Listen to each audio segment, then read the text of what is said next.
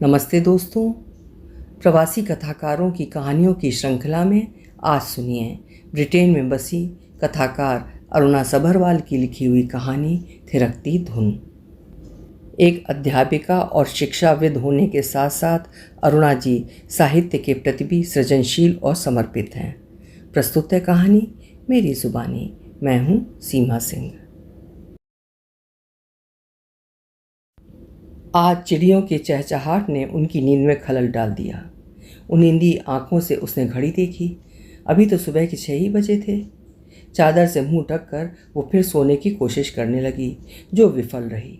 अब तक सूरज देवता जी ने भी खिड़कियों से झांकना आरंभ कर दिया था।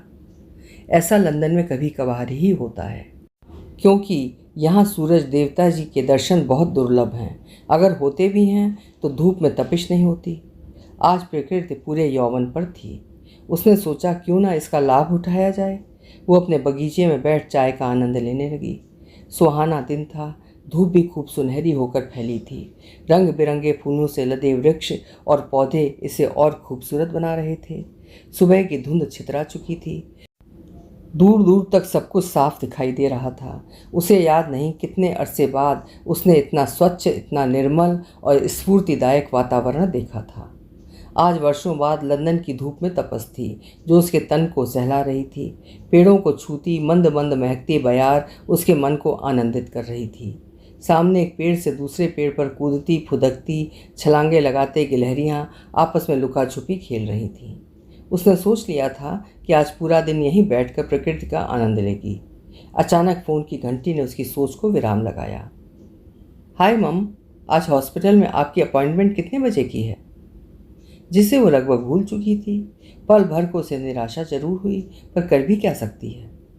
पिछले 2 साल से अपॉइंटमेंट का यही चक्कर उसके जीवन का अभिन्न अंग बन चुका है।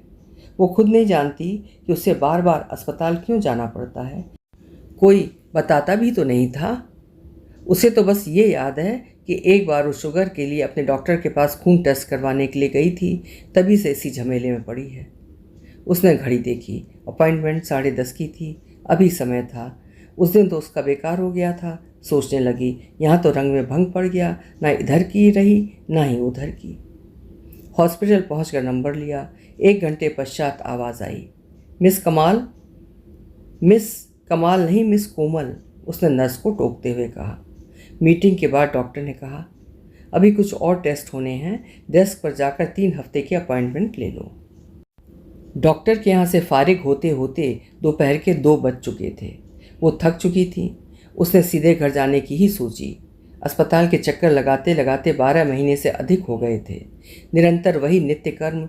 दुखी हो चुकी थी वो। नर्स बताती नहीं, डॉक्टर से पूछने की हिम्मत नहीं। बचपन से ही बहुत आत्मनिर्भर रही है कोमल। बच्चों से भी उसने अभी तक जिक्र नहीं किया था। पिछले 6 महीने से मामला कुछ पेचीदा होने लगा था। पहले एंडोस्कोपी हुई, फिर कोलोनोस्कोपी। सभी प्रोसीजर बहुत दुखदायी थे। अभी बोन मैरो का आखिरी टेस्ट बाकी था, जो सबसे अधिक दर्दनाक होता है। बोन मैरो का टेस्ट बहुत भयावह था। 3 सप्ताह पश्चात जैसे ही वो अस्पताल पहुंची, उसके लिए अकेले कमरे में बेड तैयार था। उसे देखते ही बहुत घबरा गई। फिर नर्स ने बोरी सीने वाला सुआ निकाला और मेरी पीठ में घुसाने लगी। पीठ की हड्डी इतनी मजबूत थी कि सुआ भी टेढ़ा हो गया। ये प्रक्रिया उसे 3 बार करनी पड़ी। तुम सच नहीं मानोगी, वो इतनी ज़ोर से चिल्लाई कि हाय माँ करने लगी। उसका चीखना सुनकर वहाँ एक और नर्स आ गई। नर्स ने चाय पिलाई, आराम करने को कहा। बस पूछ मत, इसके बाद ही निष्कर्ष निकलने वाला था। वो कौन सा हारने वाली थी? उसने भी सोच लिया था, जो होगा देखा जाएगा। या फिर अंग्रेजी में कहावत है, we will cross the river when the time comes. उसमें नया विश्वास भर देता है।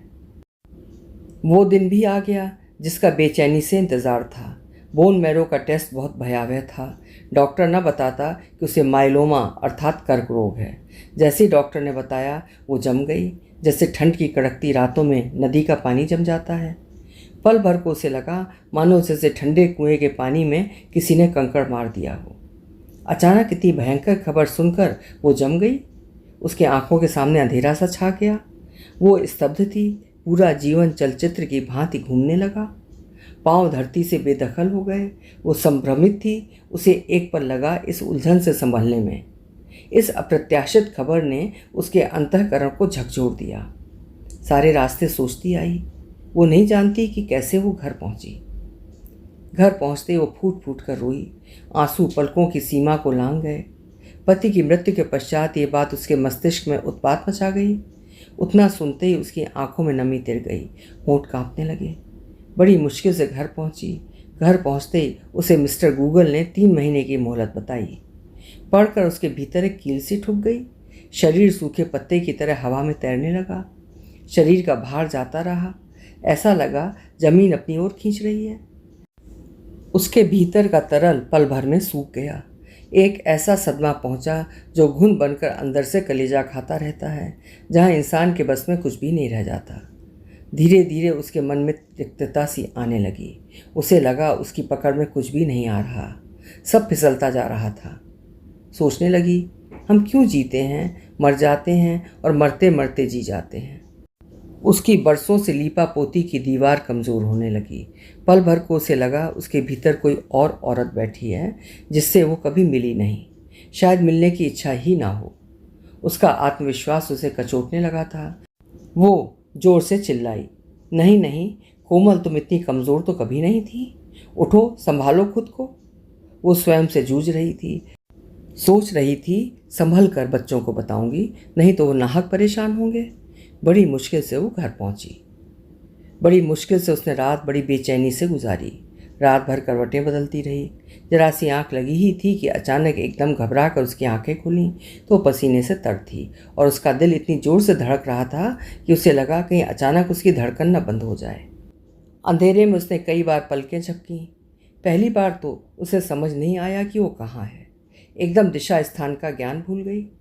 जब पास पड़ी घड़ी का अलार्म बजा, धीरे धीरे उसे ध्यान आया। उसने जल्दी से गले का पसीना पोंछा। उसके दिमाग में माइलोम घूमने लगा। सुबह होते ही उसने अपने बचपन की बेस्ट फ्रेंड रितु को फ़ोन मिलाया। कोमल को सुबकते सुनकर आधे घंटे में रितु उसके पास थी। रितु को देखते वो फूट फूट कर रोने लगी। रितु कुछ असमंजस में थी कि ये मुस्कान बिखेरती, चंचल, हमेशा गुनगुनाने वाली कोमल की आज सूजी हुई आंखें बता रही थीं कि आज वो कुछ कहना चाहती है। कोमल को देखते ही रितु बोली, ये क्या हालत बना रखी है तुमने? कुछ बताओगी भी कि हुआ क्या है? कोमल ने रोते रोते अपनी मेडिकल रिपोर्ट और गूगल का प्रिंट आउट रितु के सामने रख दिया। धैर्य रखो, संभालो खुद को, उसका इलाज भी तो होगा। किंतु गूगल तो कुछ और भी बता रहा है।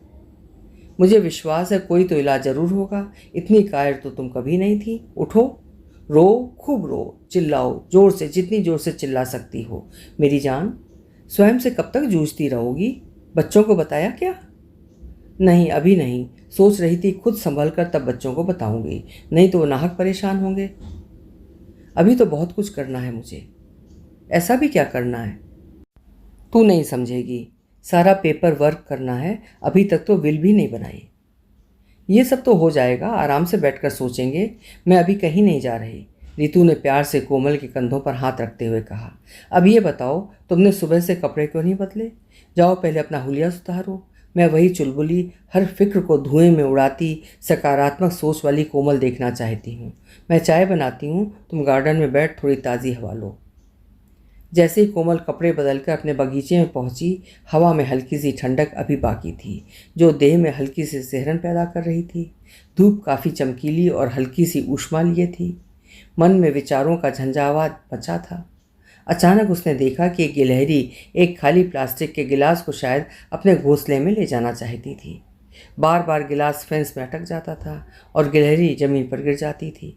फिर जमीन से उठकर प्रयत्न करती रही जब तक वो सफल नहीं हुई।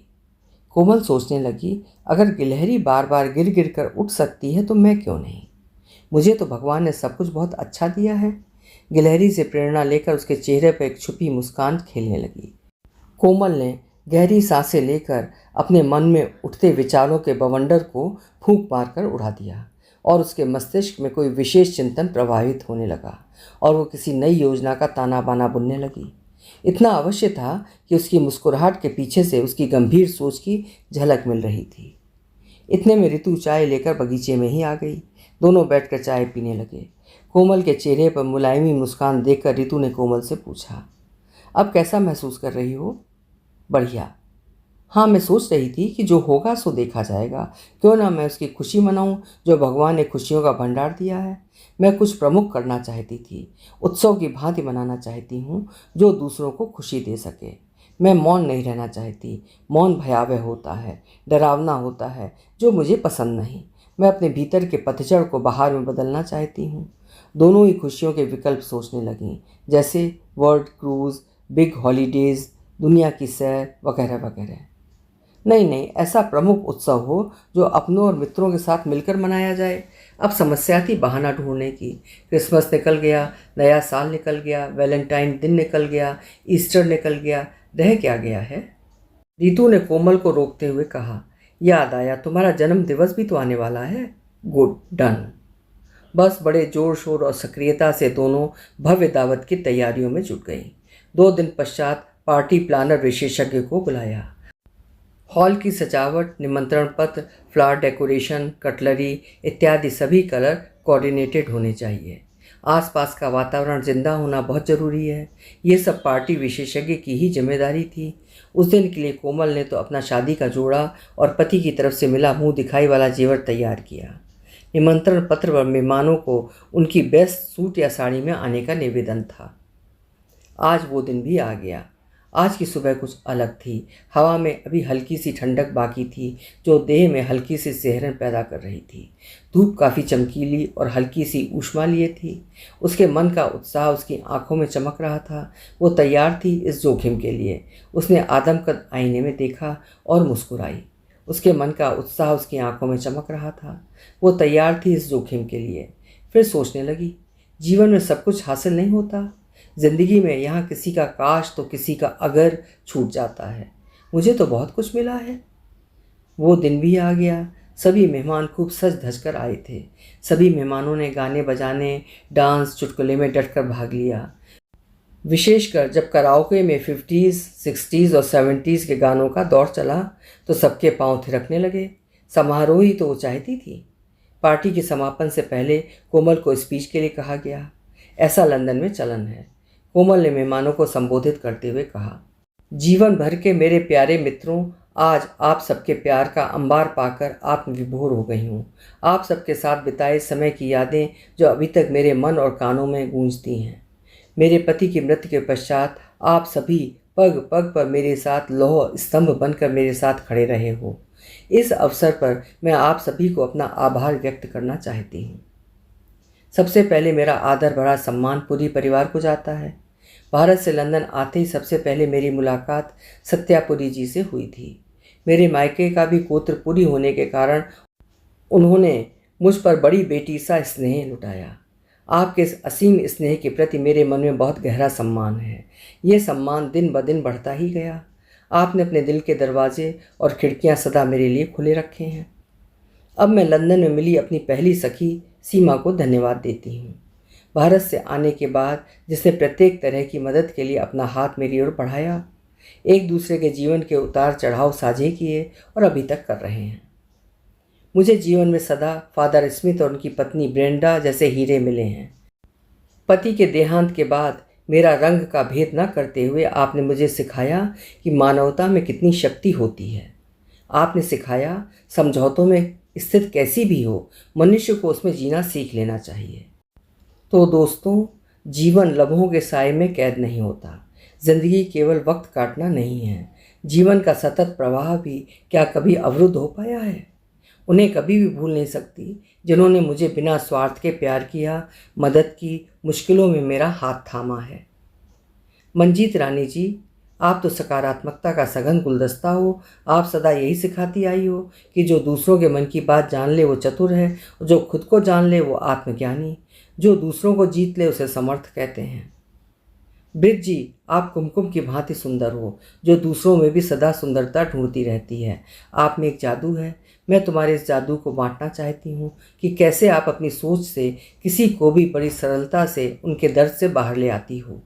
आप सदा से कहती आई हैं कि ज़िंदगी वक्त काटना नहीं, जीना जरूरी है। आपके स्वर की मिठास और आपके शिष्ट व्यवहार ने मुझे खरीद लिया था। मेरे स्कूल और कॉलेज के समूह को भला मैं कैसे भूल सकती हूँ? मेरे लंगोटिया सहेलियाँ, मुझे याद है अपने स्कूल के वो दिन जब हम हमेशा शरारतें करते पकड़े जाते थे। गुलशन, तुम सदा से होशियार थीं और मैं कामचोर। स्कूल जल्दी पहुंचकर तुम्हारे किए गए हिसाब के होमवर्क की नकल मारती थी, डांट से बचने के लिए। हाँ, याद है तुम्हें, जब मैं तुम्हारे घर आई थी, घंटों हमने अपनी अपनी सलवारें ढूंढने में लगा दिए। बेटी ने पूछा क्या ढूंढ रही हो? जब बताया, हंसती हुई बोली, माँ ध्यान से देखो, आप दोनों ने एक दूसरे की सलवारें पहनी हैं। दोनों को अपनी मूर्खता व बड़ी शर्मिंदगी हुई। अलग अलग यूनिवर्सिटी में जाने के बावजूद हमारा रोज का मिलना जारी रहा। कुछ समय के लिए संपर्क छूट गया था, अचानक ऊपर वाले की कृपा से फिर मिल गए। डॉक्टर चोपड़ा, आप और मेरे पति एक ही अस्पताल में कार्य करते रहे हैं। याद है वो घटना जो मैं कभी भूल नहीं सकती। एक बार मेरे पाँव की हड्डी टूटने के कारण मुझे अस्पताल जाना पड़ा। वहाँ मेरा नाम चोपड़ा देखते नर्स ने मेरे एक्सरे लेने से इनकार करते हुए बोला, मैं तुम्हारा एक्सरे नहीं कर सकती क्योंकि तुम प्रेग्नेंट हो। मैं नहीं नहीं का राग अलापती रही। अंत में पति के नाम से गुत्थी सुलझी। एक ही सरनेम होने के कारण नर्स असमंजस में थी। तभी आपसे मिलना हुआ। उसी दिन से हम एक ही परिवार से जाने जाते हैं। मैं लंदन के बिर्मिंघम और चेशयर के अपनी सभी सह शिक्षिकाओं तथा अपने सभी पड़ोसियों की बहुत आभारी हूँ, जिन्होंने मेरा खुली बाहों से स्वागत किया, हर पल मदद के लिए तत्पर रहे। अंत में यहाँ बैठे सभी दोस्तों, पड़ोसियों, मेरे कार्य में सहभागी, मेरे रिश्तेदारों की तहे दिल से आभारी हूँ और गौरवान्वित हूँ कि आप मेरे जीवन में आए। सभी मधुर यादें अभी तक मन में गूंजती हैं। सब कुछ छूट जाने पर भी स्मृतियाँ नहीं छूटती। मैंने सभी यादें संजो कर रखी हैं। मुझे जीवन में सदा अच्छे लोग मिले हैं, इतने अच्छे जिन्होंने बिना किसी स्वार्थ से मुझे प्यार दिया, मदद की, मुश्किलों में मेरा हाथ थामा, ये एहसास दिलाया कि कभी कभी जीवन में खून के रिश्तों से प्यार के रिश्ते अधिक मजबूत होते हैं। जीवन अपना रास्ता बनाता हुआ जैसे तैसे निकल जाता है। इसका निरंतर गतिशील होना ही इसका सबसे बड़ा गुण है, जो पगडंडियों पर निशान छोड़ता निरंतर आगे बढ़ता रहता है। केवल यादें ही रह जाती हैं। अब आप सेलिब्रेशन का आनंद लें, उसने हंसते हंसते कहा। धन्यवाद। म्यूजिक ऑन प्लीज, कृपया कैरी ऑन डांसिंग। थिरकती धुन में उसके पांव भी थिरकने लगे। थिरकती धुन सुनकर एक छिपी छिपी सी मुस्कुराहट उसके चेहरे पर फैल गई। वो मुस्कुराती बड़बड़ाई, ये कैसा बासंती पतझड़ आया है। उसने चुपचाप हॉस्पिस में फ़ोन करके अपना स्थान रिजर्व कर लिया। हॉस्पिस संस्था ऐसे रोगियों के लिए है जिनके बचने की उम्मीद खत्म हो जाती है, जहां उनकी अंतिम इच्छाओं का पूर्ण ध्यान रखा जाता है, और कोमल वहां सप्ताह में 2 दिन समाज सेवा करती है। दिल का दर्द हंसते हुए चेहरे पर झलकता रहा। आईना आज फिर रिश्वत लेता पकड़ा गया। अभी आप सुन रहे थे अरुणा सभरवाल जी की लिखी हुई कहानी थिरकती धुन। मृत्यु के मुहाने पर खड़ी, जीवन के प्रति एक सकारात्मक दृष्टिकोण रखने वाली युवती की कहानी। उम्मीद है आपको पसंद आई होगी। कल फिर मिलेंगे। आपका समय शुभ हो।